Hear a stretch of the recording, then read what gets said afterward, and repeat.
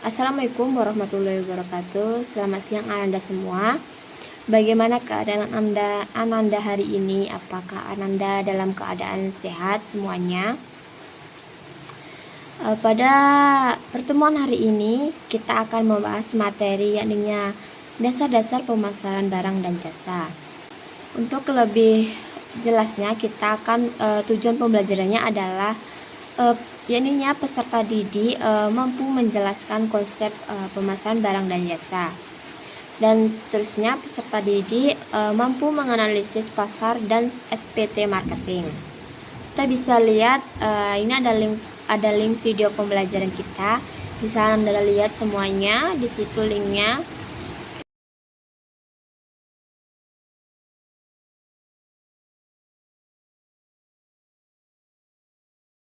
Roti cheese, Just Cheese, Perucis Predi. Assalamualaikum warahmatullahi wabarakatuh.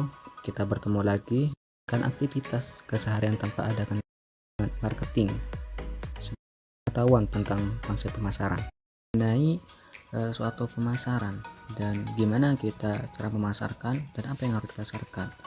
Nah, ini sangat penting ya dalam dunia pemasaran. Pembahasan pada kali ini yang pertama mengenai pengertian pemasaran dan ruang lingkup pemasaran. Yang ketiga pengenalan pasar dan pasar sasaran dan teknik pengamatan pasar. Nah, kita akan menggeluti suatu gimana kita akan memasarkan produk kita kepada. Nah, apa itu pemasaran? Tentu saja langsung ke materi yang akan kita bahas.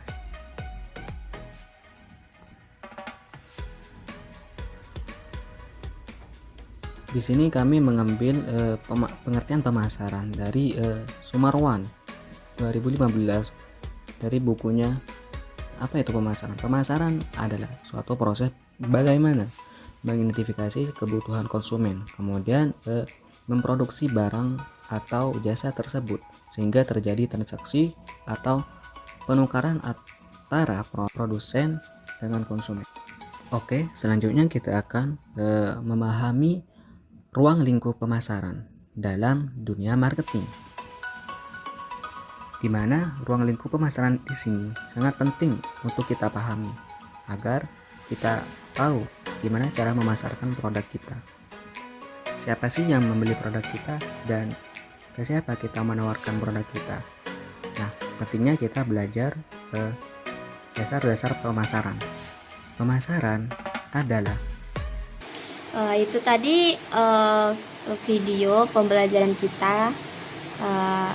Ada yang tahu apa itu pemasaran?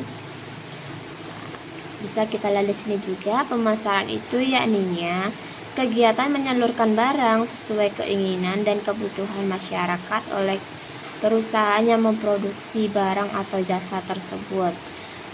Artinya pemasaran itu menyalurkan barang dari perusahaan ini ke perusahaan itu sesuai keinginan dan kebutuhan yang dibutuhkan oleh masyarakat tersebut. Seterusnya kita ada ruang lingkup pemasaran. Ruang lingkup pemasaran ini terbagi menjadi dua. Yang pertama ada berdasarkan elemen pemasaran, dan yang kedua ada berdasarkan subjeknya. Pertama ada berdasarkan elemen pemasaran. Berdasarkan elemen pemasaran ini terbagi menjadi 8 pokok 8 pokok elemen pemasarannya. Yang pertama ada produk dan layanan, yang kedua ada riset pemasaran, yang ketiga ada saluran distribusi, yang keempat ada distribusi fisik, yang kelima ada promosi, yang keenam ada harga, yang ketujuh ada analisis lingkungan, yang kedelapan ada umpan balik pelanggan. Dan yang untuk berdasarkan subjeknya di sini ada 7 pokok pembagiannya. Yang pertama ada kebutuhan dan keinginan konsumen, yang kedua ada perilaku konsumen, Yang ketiga ada perencanaan dan pengembangan produk. Yang keempat ada kebijakan harga. Yang kelima ada distribusi. Yang keenam ada promosi penjualan. Dan yang ketujuh ada kepuasan konsumen. Dan yang untuk slide selanjutnya kita akan menganalisis pasar. Nah, di sini analisis pasar itu terbagi menjadi 6 pokok pembagian analisis pemasaran. Yang pertama ada menentukan pasar yang relevan.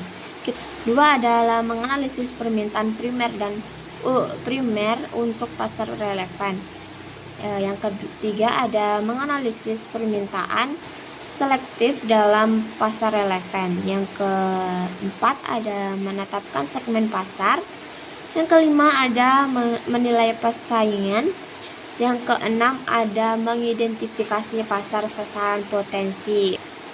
Baik, ya, dan seterusnya ya ini ada analisis SPT marketing.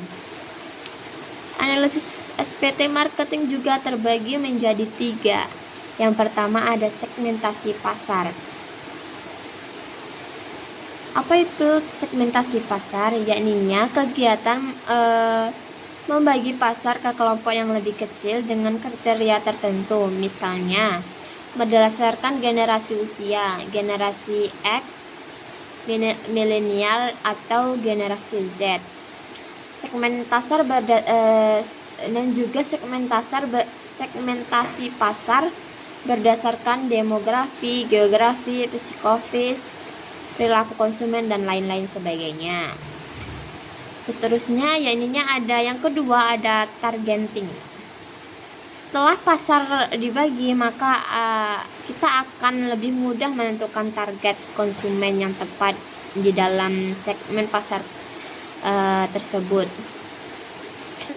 Targeting kita dapat mempertimbangkan dari profitabilitas, ukuran dan potensi pertumbuhannya, dan kemudahan akses. Dan yang ketiga ada positioning. Setelah menentukan segmen pasar yang tepat, maka SPT akan membantu kita dalam memposisikan bisnis di segmentasi pasar tersebut. Tujuannya untuk membuat konsumen tertarik dan kita dapat bersaing dengan kompetitor dengan produk serupa. Baik, mungkin hanya ini materi kita pada siang hari ini. Ananda boleh melihat di modul kita. Di modul itu terdapat materi juga yang lebih jelasnya. Terusnya ada link, kita bisa juga link pembelajaran kita untuk mengetahui lebih banyak lagi apa sih itu pemasaran barang dan jasa. Buat kesimpulan materi pada hari ini, pemasaran tidak dapat hanya dipahami sebagai kegiatan menjual produk, tetapi sebagai proses menyeluruh untuk memenuhi kebutuhan dan keinginan konsumen serta membangun hubungan yang menguntungkan antara perusahaan dan pelanggan. Untuk Ibu di sini juga ada tugas, bisa dilihat tugasnya ada di dalam modul. Boleh dikerjakan, nanti dikumpul pas kita pertemuan di kelas. Baik, hanya itu yang dapat saya sampaikan. Saya akhiri, wabillahi taufiq wal hidayah. Assalamualaikum warahmatullahi wabarakatuh.